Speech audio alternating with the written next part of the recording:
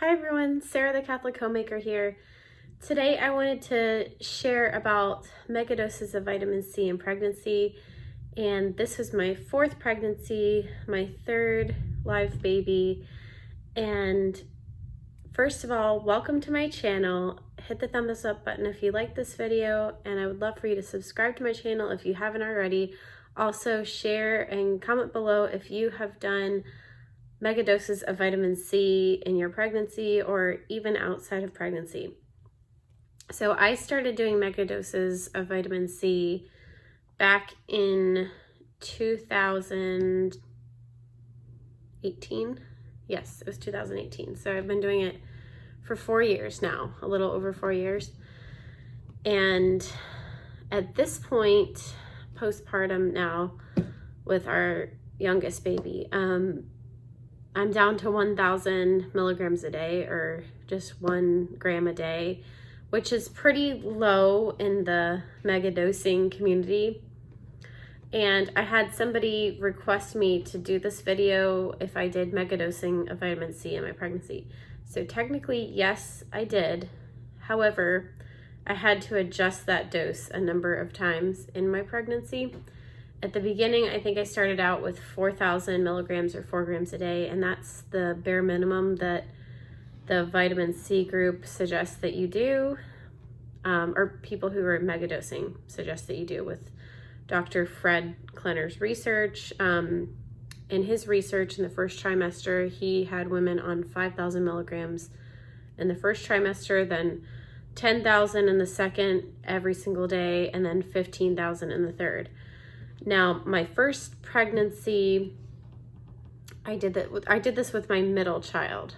I did this before that pregnancy with my second pregnancy that I miscarried with, and I continued to do it after having the miscarriage and then into my next pregnancy.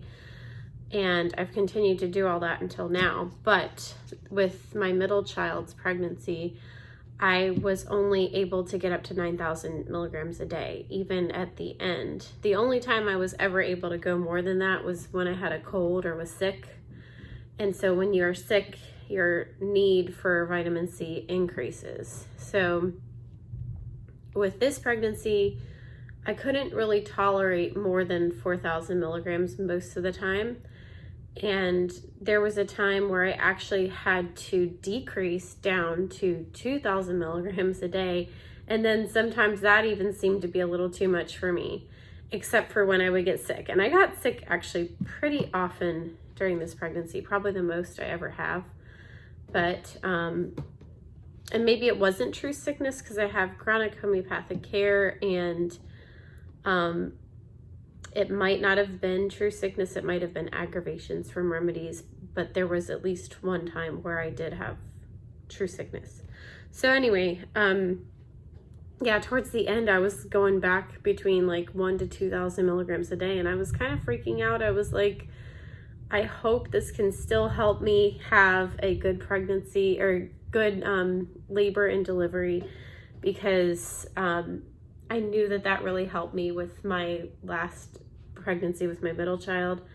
My labor was just night and day compared to my first labor, and it was just so much easier. It wasn't easy, of course, but it was so much better, especially the pushing phase. Like, I just felt like I was barely doing any work in the grand scheme of things. Like, I just felt like my body was doing the work for me.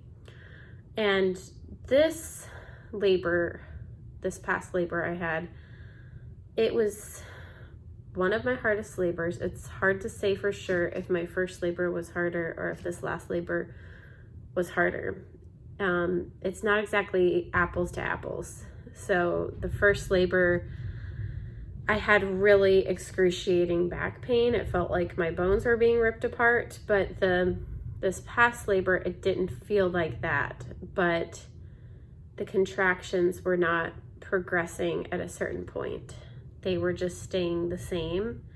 And that was the difficult part for me, because I didn't know when it was going to progress. It was that bearing down kind of pushing feeling. It wasn't the pushing phase, but it was like the phase right before pushing. And it felt like I was getting ready to push, but it just never progressed to pushing.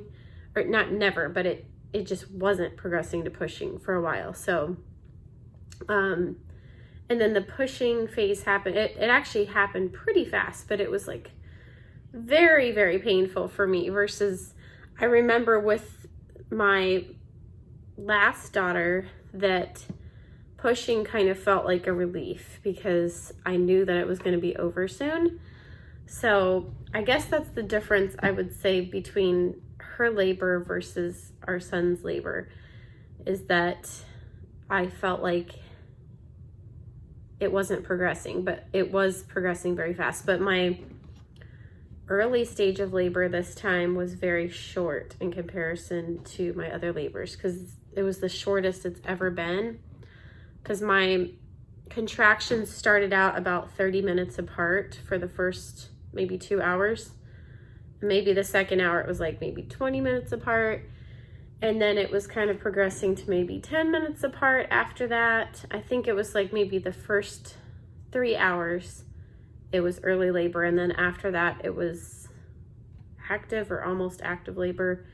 Definitely by the time my midwives came, I was in active labor, they said, and that was 4 hours into my labor, and the next 5 hours were active labor. So I guess the difference is that it was a shorter labor than the other two. My first labor was 26 hours. My second labor was almost 11 hours. And this one was just under 9 hours. So each time the time has gone down. I definitely attribute that to vitamin C, because the research shows that it cuts your labor time in half. I don't think it can cut your labor time that dramatically if you were already doing vitamin C before. But who knows? I don't know. But it at least improved the amount of hours, because I definitely didn't want to be any longer or the same length as before. I want the time to keep improving, because I don't seem to have very fast labors and it exhausts me, and I have them at nighttime, so that definitely is not very easy to do. So I think my active labor was longer this time than the middle time, which is unfortunate about that. I don't know the exact answer why that happened, if it was because I wasn't having as much vitamin C or if it was another factor. I'd love to hear if anybody has good advice about that in the comments. But anyway, I hope you found this video to be helpful.